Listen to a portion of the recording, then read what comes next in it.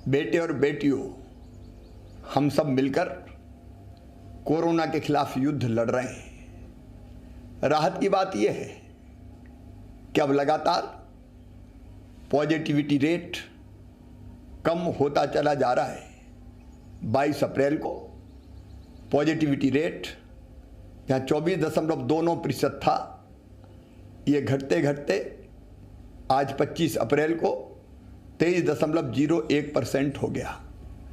एक और राहत की बात है कि अब जहाँ संक्रमित होने वाले भाई और बहनों की संख्या लगभग स्थिर है, 13,000 के आसपास बनी हुई है, वहीं स्वस्थ होकर घर जाने वाले भाई और बहनों की संख्या तेजी से बढ़ी है।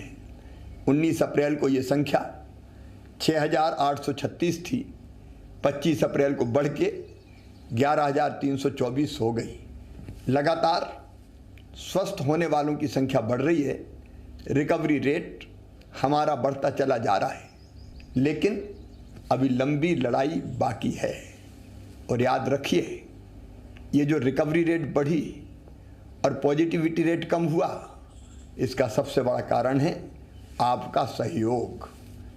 कोरोना कर्फ्यू, कोरोना से लड़ाई घर के बाहर निकल के नहीं जीती जा सकती। कोरोना से लड़ाई हम घर पर रहकर ही जीत सकते हैं। हम घर पर रहे, इसलिए संक्रमण की दर अब घटती और है। आप सबसे मैं निवेदन करना चाहता हूँ, ये सहयोग लगातार आवश्यक है। धैर्य और संयम से हमको इस लड़ाई को लड़ते रहना है। मेरी प्रार्थना है कि हमारे गांव में अगर किसी मोहल्ले में कुछ घरों में संक्रमण है तो एक माइक्रो कंटेनमेंट एरिया बना दीजिए। उस इलाके को अलग करके वहाँ रहने वाले भाई बहनों की आवश्यकता हम घरों में पूरी कर देंगे, लेकिन वो वहाँ से बाहर ना निकले, ताकि संक्रमण को फैलने से हम रोक सकें। अगर हमारे शहर में किसी कॉलोनी में, किसी मोहल्ले में संक्रमित भाइयों और बहनों की संख्या ज़्यादा है तो वहाँ माइक्रो कंटेनमेंट एरिया बना के, मतलब उतने इलाके को कंटेन करके हम संक्रमण को बाहर फैलने से रोक दें। ये सहयोग अत्यंत आवश्यक है और इसलिए अब माइक्रो कंटेनमेंट एरिया बनाने की नीति भी इस लड़ाई में हमने सम्मिलित की है। मेरे प्रिय बहनों और भाइयों, जब हमारा कोई परिजन संक्रमित होता है तो मन में तकलीफ और व्यथा होना बहुत स्वाभाविक है, लेकिन कई बार ये देखा गया है कि बड़ी संख्या में पॉजिटिव पेशेंट के साथ परिजन अस्पताल आते हैं। मैं आपसे निवेदन करना चाहता हूँ, इसके कारण एक और आप स्वयं संक्रमित हो जाते हैं तो आप खुद का भी नुकसान करते हैं, और आप संक्रमित हो गए तो फिर आपके परिजन की देखभाल कौन करेगा। और इसलिए मैं निवेदन करना चाहता हूँ कि किसी का आना परिजन के साथ आवश्यक है तो कोरोना गाइडलाइन का पालन करते हुए आए।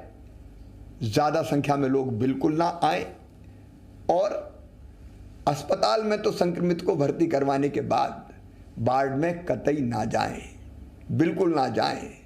आप अगर कोरोना पॉजिटिव पेशेंट्स के वार्ड में अंदर जाएंगे तो आप स्वयं संक्रमित हो जाएंगे। इससे संकट और बढ़ेगा और गहराएगा। इस समय हमको संक्रमण बढ़ाने में योगदान नहीं करना, संक्रमण रोकने में योगदान करना है। हर संभव प्रयास हम कर रहे हैं व्यवस्थाएं बनाने का। कई बार जब बड़ी संख्या में संक्रमित भाई बहन आते हैं तो व्यवस्थाएं छोटी पड़ने लगती है, तकलीफें स्वाभाविक है, मेरा मन भी बहुत व्यथित होता है, लेकिन इसके बावजूद हम पूरी ताकत से व्यवस्था बनाने में लगे हुए हैं। ऑक्सीजन की आपूर्ति लगातार बनी रहे और बढ़ती रहे, इसका हर संभव प्रयास जारी है। माननीय प्रधानमंत्री जी का, भारत सरकार का इसमें पूरा सहयोग मिल रहा है। अब तो वायुसेना के विमानों से खाली टैंकरों को गंतव्य तक भेजा जा रहा है, जामनगर हो या दूसरे स्थान हो, ताकि वहाँ पहुँच जाए, जल्दी समय बचे और वहाँ से भर के फिर बाय रोड आ जाए। रेमडेसिविर इंजेक्शन उपलब्ध कराने के हर संभव प्रयास जारी है। ऑक्सीजन रेल से भी आए, इसकी व्यवस्था भी हमने की है। हम कोशिशों में कोई कमी नहीं छोड़ेंगे, लेकिन इसके बाद भी अगर असुविधा होती है तो मैं क्षमा चाहता हूँ, कोई कसर व्यवस्था बनाने में नहीं छोड़ेंगे। हम सब मिलकर लड़ेंगे और इस लड़ाई को जीतेंगे। एक तरफ जहाँ हम सब मिलकर महामारी से लड़ रहे हैं, वहीं दूसरी तरफ इन कठिनाइयों वाले समय में आपका जहान भी चलता रहे, इसकी कोशिशें भी हम लगातार कर रहे हैं। मध्य प्रदेश सरकार ने 3 महीने का राशन निःशुल्क देने का फैसला किया है। माननीय प्रधानमंत्री जी ने, भारत सरकार ने भी 2 महीने का राशन मई और जून का निःशुल्क देने का फैसला किया है।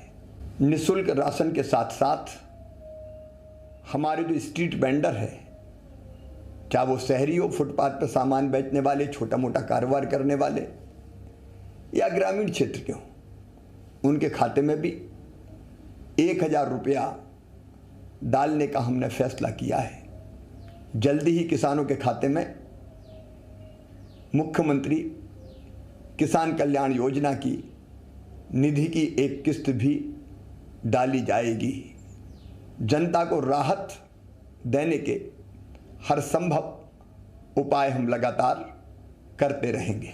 लेकिन एक बात और ध्यान रखिएगा, इस लड़ाई में अगर हमारे सेनापति कोई हैं तो वो सेनापति है डॉक्टर्स, पैरामेडिकल स्टाफ, हमारी नर्स बहनें, हमारे वार्ड बॉय।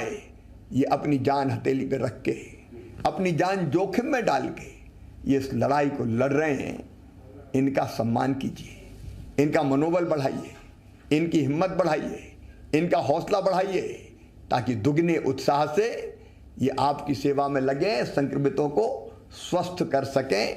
इनके साथ अशोभनीय व्यवहार कतई नहीं होना चाहिए। आइए मेरे बहनों और भाइयों, मिलके हम इस लड़ाई को लड़ें।